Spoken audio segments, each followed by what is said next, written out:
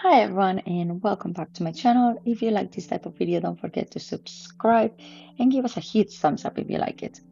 Today I'm going to teach you how to do the US treble crochet or the UK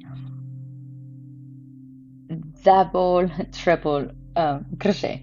It's quite tricky sometimes the terminology, sorry. So we're going to start by the slip knot. And after we've done the slip knot, we are going to make some chains. If you have no clue how to do slip knot or chains, one, I hope I have shared slow enough in here, but otherwise for the slip knot, I have a really quick video where you can see in more detail how to do it. I'm going to be chaining 10, and after we chain 10, we need to chain the turning chains. Okay, that's how it's called. So here I have 10 chains. You're going to place your fingers on the first one from the hook, and now you're going to chain again 4 times. These 4 chains are the turning chains, and is the height enough, the space enough you need to create to do this stitch. Then you're gonna roll your yarn on the hook twice. You're gonna go down to the stitch that we have marked before, and I like to take 2 loops. Why? Because for beginners, I think it's a really good way to practice stitches, and as well leaves a really nice edge. And then the only thing you have to do is yarn over and pass it through 2, yarn over, pass through 2, yarn over, pass through 2. So you yarn over 3 times and pass through 2 twice. So here I'm doing it again quite slow. Yarn over twice, insert it on your next stitch, and then when you pull, you will have 4 loops on your hook. Then you yarn over, pull through 2, you have 3. Yarn over, pull through 2, you have 2. Then yarn over, pull through, you only have 1, and your stitch is done.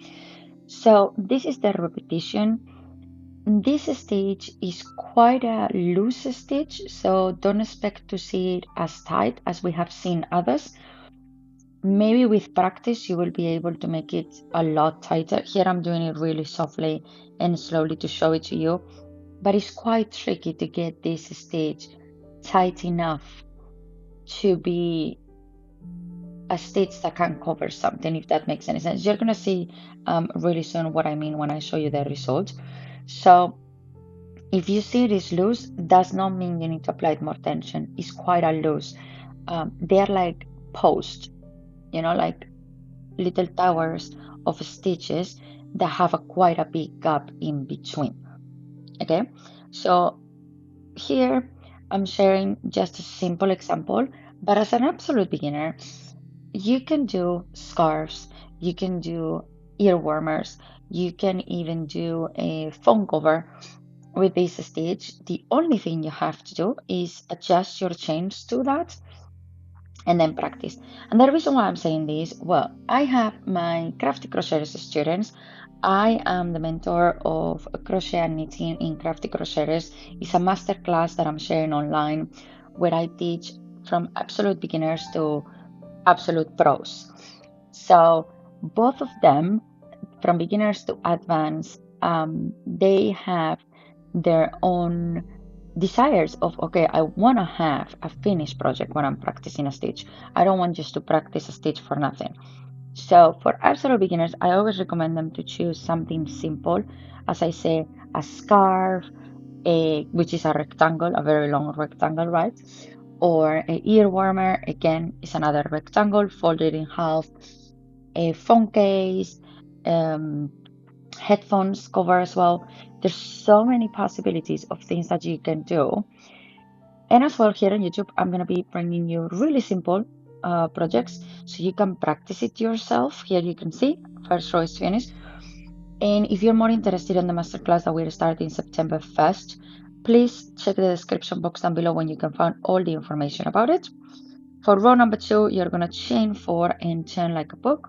Then you're going to roll your yarn twice again, and you're going to go inside those little gaps in there, not the big spaces. That's a different stitch, okay? So you're going to go in there and continue practicing. So here I have advanced, and I'm about to teach you something. It's like a pro thing. You don't want to change because you don't like how it look. You're going to go on the first one, do a single crochet. There's 2 loops now done. you're gonna insert it on the loop of your left. It might be quite tight, don't worry, it's normal. You're gonna pull yarn, and then you're gonna go again and make another single crochet, and you're gonna go a third time, and you're gonna do another single crochet. So you're gonna do 3 single crochets in one stitch, and that's your first treble crochet or double treble crochet. That's the terminology that you're using, okay? And now, yes, you're gonna go to the next one and then do it. The reason for doing this is actually an advanced technique, okay?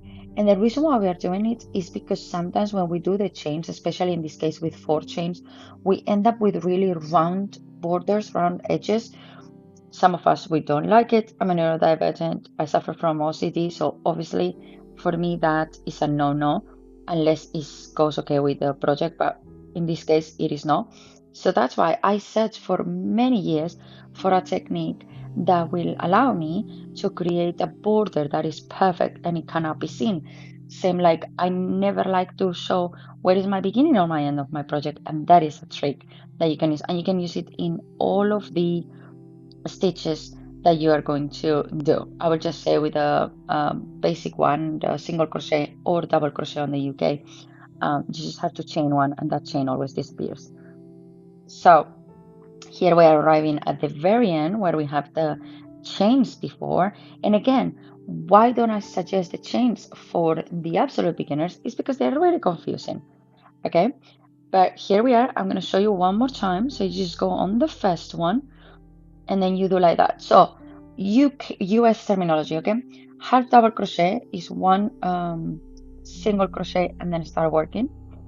The double crochet is 2 single crochets and start working. Treble crochet is 3 single crochets and start working, okay? So like that you can avoid doing any chains whatsoever. Now, more projects that you can do. As I said, I'm gonna come next week and I'm gonna share them with you all for the masterclass that we are starting tomorrow. I cannot believe it's tomorrow. You have everything on the description box down below, and you can always contact me on social media and I can give you a lot more information of how to join and what you will find in there. But I believe everything that I have created on the website is more than informative. And as well, you can find us on Patreon and on any social media platform. So I hope this video is really helping you and it's really teaching you the basics so we can move forward faster into how to create some projects, because I know as beginners you love to go and check a full project and then all of a sudden you put it's too fast, it's too difficult. Well, these videos are created for that. Okay, that's why I decided to create this really quick video so you can do the practice with me.